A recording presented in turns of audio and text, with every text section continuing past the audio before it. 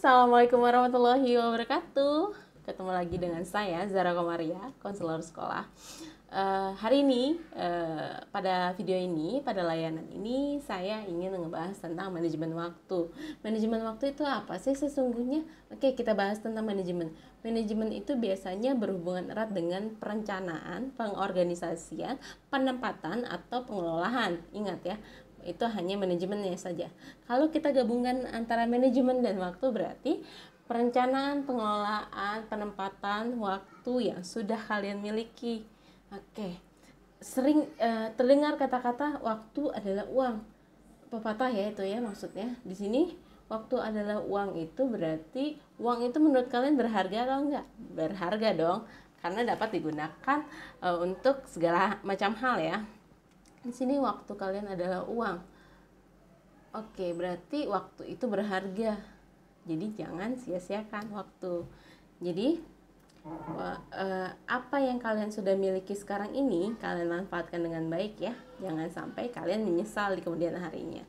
Oke, di sini ada beberapa prinsip manajemen waktu. Pertama, tujuan adalah kunci utama. Gambarkan hasil akhir dengan jelas.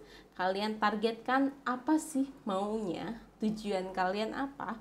Mengatur waktu tanpa memiliki rencana atau tujuan justru akan terjadi penghamburan waktu, menyia-nyiakan waktu, tidak bermanfaat dengan baik.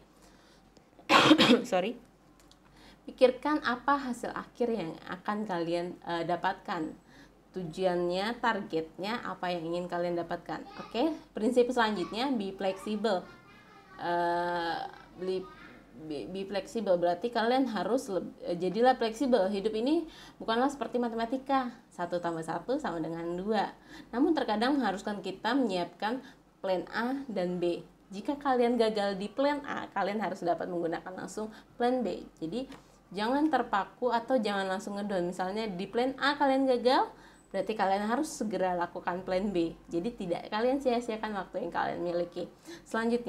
Prinsip selanjutnya, selamatkan waktu dengan prioritas. Apabila Anda memiliki to-do list, 10 list kegiatan yang ingin dilaksanakan, jangan memaksakan sehingga kehidupan kamu jadi kaku.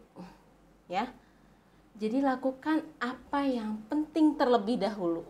Prioritas utama kalian itu apa? Setelah itu baru lakukan yang tidak terlalu penting ya. Di sini ada contohnya. Time management, efisiensi, to-do list, delegate, organize, fokus, prioritas, project, proaktif. Oke, salah satunya nanti kita bahas satu-satu, ada di materi yang Ibu akan jelaskan ya hari ini. Selanjutnya, setelah selamatkan waktu dengan prioritas, fokus dalam satu waktu. Ketika memutuskan untuk mengerjakan suatu hal penting, maka hindari semua gangguan. Kesampingkan dulu hal-hal yang dapat mengganggu. Misalnya kalian dalam bekerja nih, udah punya pacar atau udah punya istri atau punya suami, jadi dikesampingkan dulu fokus kalian ya. Kalau fokus utama kalian dalam pekerjaan itu adalah fokus kalian itu adalah mencari nafkah di dalam pekerjaan, silakan fokuskan dulu. Keluarga kalian bisa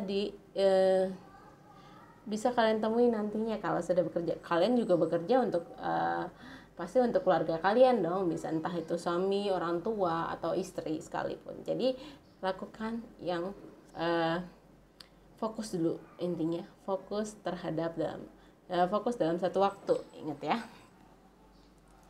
Oke, selanjutnya refreshing, penghemat jangka panjang. Sini jangan memaksakan diri Anda terus-menerus mengerjakan tugas. Jangan menganut prinsip bahwa manusia seperti balon tiup yang suatu saat bisa pecah saat stres, ya. Namun semua yang tidak seimbang pasti tidak baik, ya.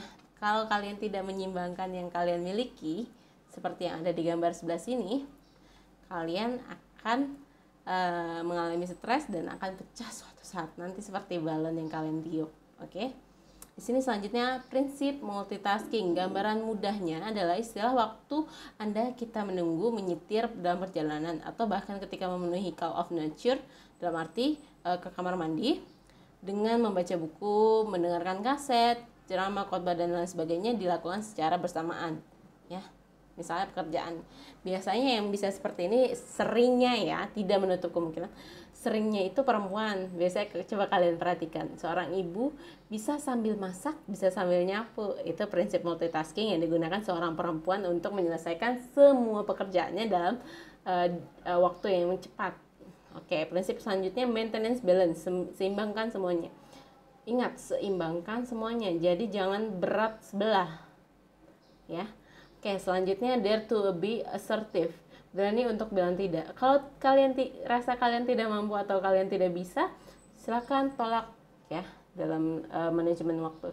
Misalnya teman kalian meminta tolong dong buatin desain ini. Kalau kalian rasa kalian tidak bisa dan tidak cukup waktu kalian, silakan tolak. Jangan menyia-nyiakan atau memberikan harapan yang kepada orang lain yang membutuhkan kalian. Jadi kalian silakan tolak ya. Jangan takut untuk bilang tidak. Udah kayak lagu ya. Oke, selanjutnya do it now. Lakukan sekarang, jangan menyia-nyiakan waktu. Oke. Biasanya kalian ini dalam melakukan pengelolaan waktu itu kayak gimana sih? Silahkan tulis di komen di bawah ya. Oke, biasanya kalau ibu itu lebih bikin perencanaan di buku agenda ibu. Misalnya hari ini saya harus seperti apa, hari ini saya harus seperti apa, atau di bulan ini pencapaian saya harus seperti apa, di tahun ini saya harus seperti apa. Jadi coba deh ya tips dari ibu, bisa kalian menggunakan agenda atau kalender. Kalian pasti punya kalender dong. Kalender kalian tandai, ini saya harus seperti ini, saya seperti ini dan sebagainya. Atau bikin kayak daftar harian, kegiatan kalian itu apa sih, dari bangun pagi sampai tutup mata tuh apa. Itu dalam harian ya. Kalau mingguan tuh seperti apa yang harus kalian lakukan. Misalnya kalau ibu mingguan pasti harus punya waktu untuk istirahat, untuk refresh otak, tubuh dan lain sebagainya. Coba kalian lakukan aja ya, biar kalian tidak seperti balon tiup yang tadi ibu jelaskan, yang akan meledak setiap waktunya saat kalian stres. Oke, selanjutnya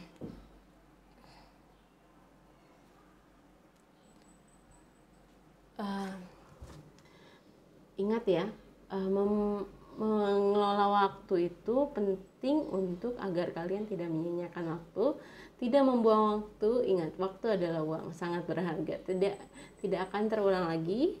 Kalian tidak akan bisa memperbaiki apa yang sudah hancur sebelumnya. Dalam arti, namun kalian harus berusaha lebih baik lagi ya. Oke. Di sini ada contohnya nih. Maaf, sorry. Ibu turunin dulu. Oke, di sini kegiatan penting dan mendesak, penting dan enggak yang genting itu sangat mendesak berarti ya. Yang tidak mendesak penting dan tidak genting itu berbahaya ya. Di sini tidak pentingnya itu tidak penting dan genting. Jadi biasa aja. Kalau nggak penting-penting banget, kalau masih genting ya biasa aja. Kalau tidak penting dan tidak penting, kalian tidak harus cemaskan. Berarti yang kalian harus perhatikan yang paling atas ya, di kolom atas, penting dan genting, penting dan tidak genting. Sesuatu yang penting itu harus dilaksanakan ya. Sesuatu yang penting harus dilaksanakan dan menjadi prioritas utama kalian. Oke, sejauh ini cukup sekian dari ibu, kurang lebihnya mohon maaf. Assalamualaikum warahmatullahi wabarakatuh. Salam konseling.